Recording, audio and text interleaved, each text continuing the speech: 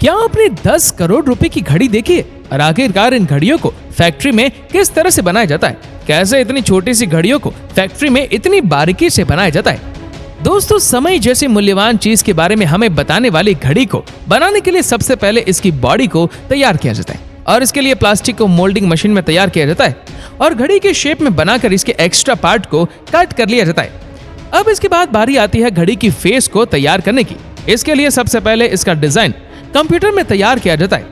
दरअसल आजकल अलग अलग डिजाइन के फेस वाली घड़ियां मार्केट में आ रही है, इसीलिए फैक्ट्री में हमेशा नई से नई डिजाइन की घड़ियों को ही तैयार किया जाता है। जब डिजाइनर घड़ी के फेस को बनाकर तैयार कर लेता है, तब इसी फेस को एक खास तरह के पेपर पर प्रिंट कर लिया जाता है। वैसे कई बार इस प्रिंटिंग को प्लास्टिक की शीट और दूसरी चीजों पर भी किया जाता है।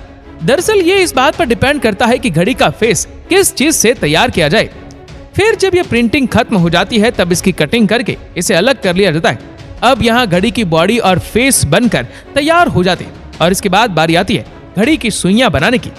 अब जैसा कि आप सभी जानते हैं कि आमतौर पर घड़ी में 3 सुइयां होती है, जिनमें से एक घंटे बताती है, दूसरी मिनट और तीसरी सुई सेकंड को दर्शाती है। लेकिन आपने अक्सर घड़ियों में 3 नहीं बल्कि 4 सुइयां देखी होंगी, क्योंकि आजकल ज्यादातर घड़ियों में अलार्म सिस्टम ऑटोमेटिक लगा हुआ होता है और ये चौथी सुई होती है, वो अलार्म को सेट करने के लिए होती है। हालांकि हम आज आपको बिना अलार्म के घड़ी के बारे में बता रहे, इसीलिए हम सिर्फ 3 सुइयों के बारे में ही बात करेंगे और इन 3 सुइयों को बनाने के लिए फिर से मोल्डिंग मशीन का सहारा लिया जाता है। अब सुइयों को तैयार हो जाने के बाद बारी आती है घड़ी के गियर को बनाने की। इसे बनाने के लिए पतले पीसीबी प्लेट पर गियर बनाने वाली मशीन से कटिंग करके गियर बना लिया जाते हैं। वैसे ये काम ऑटोमेटिक मशीन की मदद से भी किया जाता है। इस तरह से घड़ी के सभी जरूरी पार्ट्स बनकर तैयार हो जाते हैं। लेकिन घड़ी का एक सबसे जरूरी हिस्सा अभी तो रह ही गया और वह है मूवमेंट कंट्रोल करने वाला हिस्सा, जिसकी मदद से घड़ी चलती है। और इस जगह पर सबसे पहले गियर्स को एक छोटे कन्वेयर बेल्ट पर रख दिया जाता है। यहाँ यूवी लाइट की मदद से इन गियर्स के दांतों को टेस्ट किया जाता है। यहाँ जिन गियर के दांत सही रूप से कटे नहीं होते हैं, उन्हें अलग हटा दिया जाता है और इसी के साथ ही जो भी गियर्स एकदम परफेक्ट होते हैं, उन्हें मूवमेंट मशीन में फिक्स कर दिया जाता है। इसी के साथ ही इसी मूवमेंट मशीन में कोयल को भी लगा दिया जाता है और उसके बाद 4 और गियर्स को इसमें वर्कर्स द्वारा एडजस्ट किया जाता है। जब ये गियर सही तरीके से एडजस्ट हो जाते हैं, तब इस बॉक्स को बंद कर दिया जाता है और इसके बाद इसमें प्लास्टिक के सेट को लगाकर इसकी क्वालिटी की टेस्टिंग करी जाती है।